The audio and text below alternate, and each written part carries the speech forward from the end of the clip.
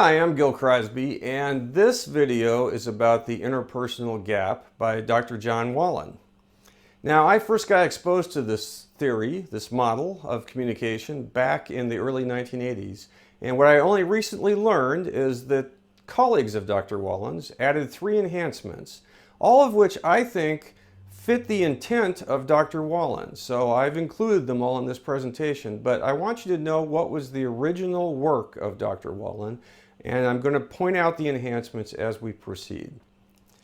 Here is an overview of the entire model of the interpersonal gap, but to boil it down, and by the way, I'm going to blow this up into pieces so you'll be able to easily see the different elements of the model. It begins with intention in the sender, and if the impact on the receiver is different than what was intended, then that's what Dr. Wallen calls a gap. His original language was effect, and so one of the enhancements was just changing the word to impact, which I like. It's stuck with me over the years, so I'm sticking with it in the model. But again, his original word was effect. So, the process starts with intention.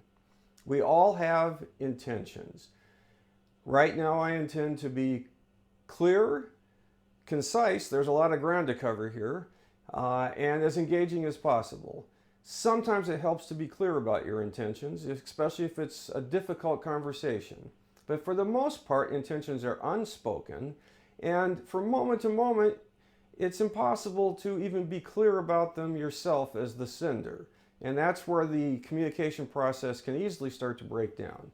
So it begins with, we have private intentions in the moment, we translate them, we encode them in Dr. Wallen's language, and in order to communicate what we want to communicate. Now, that's the second enhancement. Someone added the concept of filters to this encoding process. I think that's a helpful enhancement. We all have filters.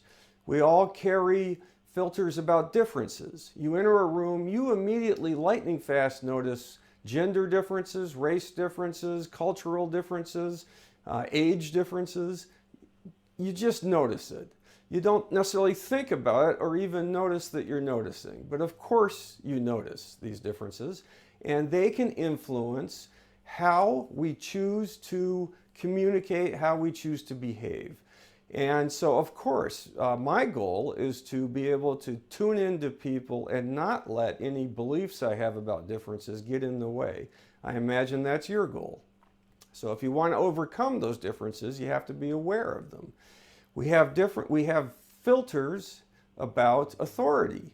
We started out small. We were cared for by a lot of bigger people, adults. We carry beliefs about how authority figures should behave into interactions. And we easily can have judgments and emotional reactions based on that. So it's wise to be aware of your filter about authority or your filter about conflict. Some people hold the belief that conflict is generally unnecessary, unproductive, and to be avoided. Others hold the belief that you can't really have a good relationship if you don't hash things out. Others hold the belief, I do, that if you can't talk through differences, then you're not likely to come up with the best solutions. But these are all in filters that each of us carry. You have your own unique filter, and those are just 3 of the things: authority, differences, conflict, that are in your filter, your belief system, that influences your behavior with others. It's wise to know as much as you can about your own beliefs and how they influence your behavior. So, boom, through the filter, encoding our intentions into behavior. Wallen was very specific here. Behavior is only what's public. Words, right now you're hearing my words, you're hearing my tone of voice, you're seeing my facial expressions and body language. We experience those things and draw conclusions about them. You may think that I'm competent and relaxed. You may think that I'm talking too fast or too slow. You'll have judgments about it. All have judgments about it. But if we watch this video more than once, the behavior itself won't change. The judgments might change. That's because we're constantly judging behavior, and it's possible to have very different judgments about the same behavior. That's one of the core elements of this model. Dr. Morabian came up with some very famous research about behavior. In moments where you have any mistrust of the other person, of the sender, this chart breaks down where people get most of their information in those moments. If I say to you, "Thanks a lot," it's unlikely that you will take that as a true thanks. You'll instead wisely tune into the tone of voice, the body language, the facial expression. And so, as you can see, boom, 55% in this study of how we get our messages comes from the body language. 38% from the tone of voice, only 7% from the words. And in intense emotional situations, people often walk away thinking they know what somebody else said, but really, maybe they only heard the part of it that they liked the least, and then we translate it. We may even add words to what we think we heard. The brain is mysterious and lightning fast, and so this is where some of the misunderstanding will come from. Just get it that a lot of the message you send is through these nonverbals, and even if you choose the words that you think are the perfect words, people may receive your message and hear it very differently than what was intended. So then the receiver decodes. Again, the filtering process is fully in play. If I again have any reason to mistrust, or maybe I just mistrust authority figures in general, and it's coming from an authority figure in my organization, then even if they're maybe offering me something, I may think it's a trick. I will be then hyper alert to deception. So our filter influences mightily our belief about the intention and the meaning of the message from the sender. And that leads to the impact. The initial impact, lightning fast, we have our interpretation of what the other person meant. Split second, emotional impact. The initial impact is emotional, based on that quick judgment. Whoop, boom, and it's private, it's inside. You may or may not know how other people are taking your message. Have you ever been misunderstood? That's the interpersonal gap in action. You had intentions. Here's the whole process. You had intentions. They took what you did or said very differently than you expected. That's a moment where you've been misunderstood. Now consider, if you're willing, that you have moments where you misunderstand others. If you don't like what you think somebody else meant, there's a good chance it's a misunderstanding. Dr. Wallen says most conflict is a result of misunderstanding, because it is easy for, in this whole process, the message to get received differently than how it was originally intended.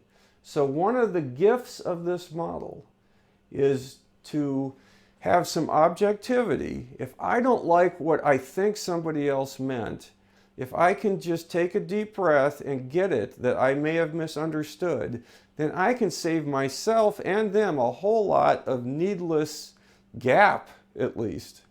If I just walk away thinking I understood it and not liking it and maybe complaining about them to others, can you believe what they did? Then I am just perpetuating the gap rather than closing it. There's some other important implications. Dr. Wallen said, I know myself by my intentions. I know others by I want you to finish that sentence.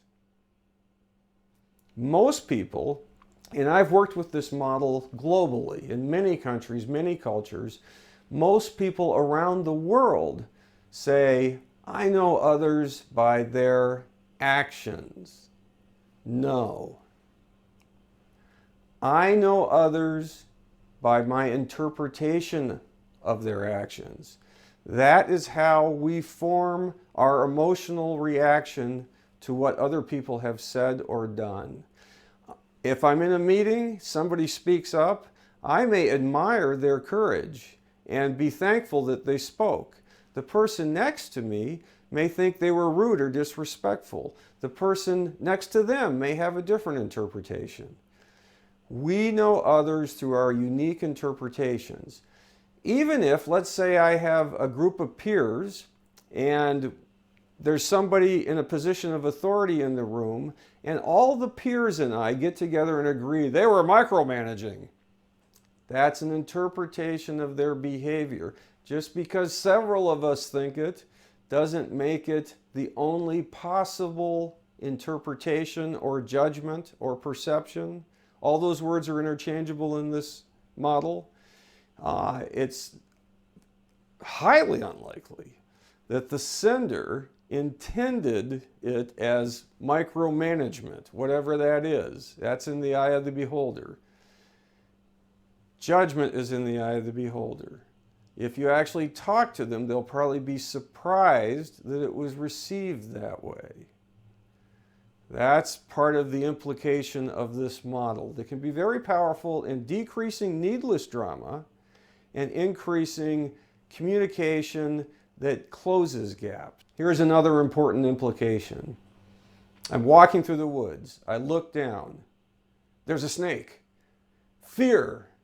The impact private inside me, fear. I look again. It's a crooked stick. Okay, I'm relieved, maybe a little embarrassed. Did the stick cause my emotions? Of course not. My perception, my misperception, my misunderstanding of the external environment caused my emotion of fear. That is also true in relationships, work relationships, home relationships. I create my own emotions, you create your own emotions through your interpretations of what other people intend and mean moment to moment. If I can remember that, then I can stop blaming others. You made me mad! And I can start to put the responsibility where it belongs. The way I understood your message created anger in me, or fear, or whatever discomfort I have. If I can catch that and take a deep breath and consider maybe I misunderstood, then I can again reduce needless drama, close gaps, and have a lot less of self-created conflict in life. Wallen describes 4 very useful skills for closing gaps. I'm going to cover them in my next video. I hope you have enjoyed this video. Take care.